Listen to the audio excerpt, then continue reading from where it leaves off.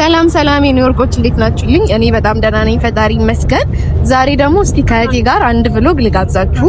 እሷ ማለት ቤት ከመከራየቴ በፊት አብሬያት እየኖርኩ የነበርኩኝ ከዝኔ ናት። ጽጌረዳ ጠና ለማ ትባላለች። ተዋወቅልኝ በዚህ አጋጣሚ እና ከሷ ጋር በምንኖር ሰዓት አንድ ልምድ ነበረን። እሱን ልናከናውን ነው። ያው ቤት ተከራይቼ እንደወጣው ታውቃላችሁ። ነዳጊ ጓደኞቼ ቤት ተከራይተው ሰርፕራይዝ አድርገውኝ ወጥቻለሁና ከሷ ጋር መኖር አቁመናል። ግን አንድ ላይ መኖር አቁመን ማለት ልምዳችን ይቆማል ማለት አይደለም። ይህንንም በማስመልከት ጀሞ ሚካኤል ቤተክርስቲያን ፊት ለፊት ከሚገኘው ዳቦ ቤት ዳቦአችንን እንደተለመደው ገዝተን አስባርከን እንግዲህ ለነዲያንና ለምዕመናን የምናበላ ይሆናል። ይህንን ተጋበዙልኝ።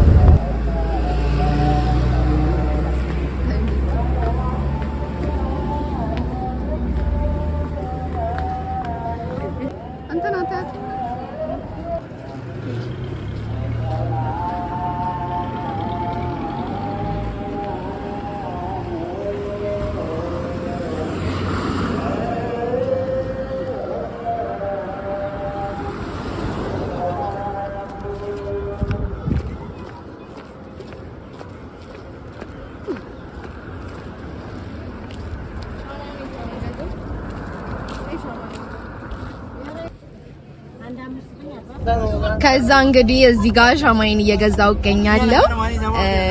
ያው እህቴም የራሷን ገዛችና በመቀጠል ወደ አባታችን ጋር ሄጄ ያመጣሁትን ህብስት ማስባረክ ጀመርኩኝ። እሷም የራሷን አስባርካ እኔም የራሴን አስባርኬ ወደ መቁረጡ ነው የሄድነው። ከዛ እኔ የራሴን ቆረስኩኝ፣ እሷም የራሷን ቆረሰች። ስትቆርስ ቀርጫታለሁ መሰለኝ።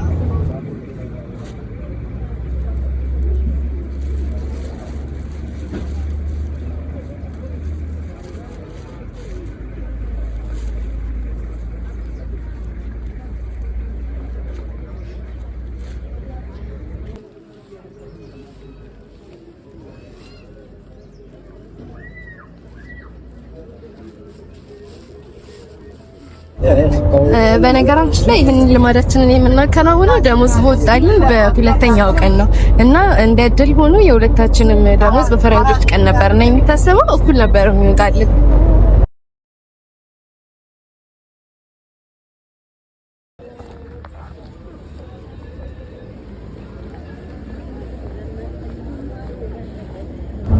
ከዛ እዚህ ጋር ማስያዝ ጀመርኩኝ።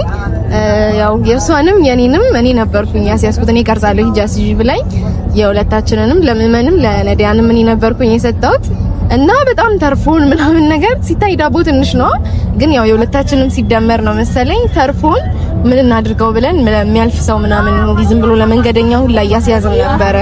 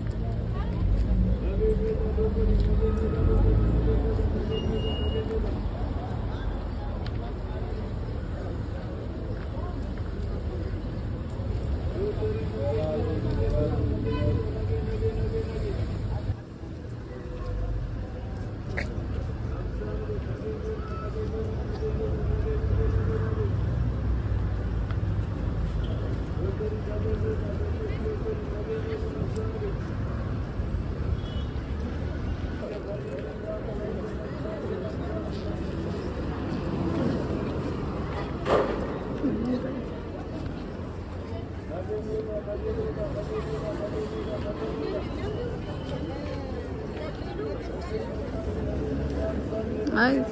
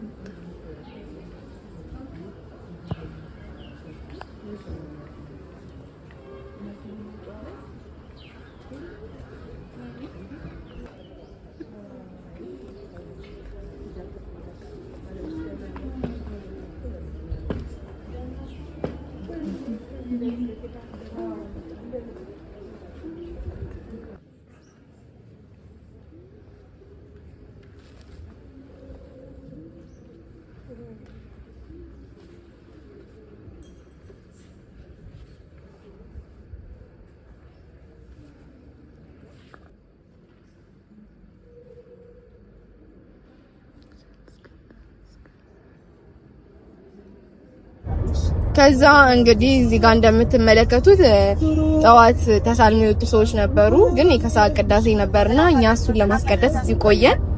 አስቀድሰን ጸሎታችንን አድርሰን ጨርሰን ተመለስን። በቃ የቀረውን ተጋበዙልኝ የኔ ወርቆች። ላይክ፣ ሼር፣ ሰብስክራይብ ማድረግ እንዳይረሳ። በጣም ነው ወዳችሁ።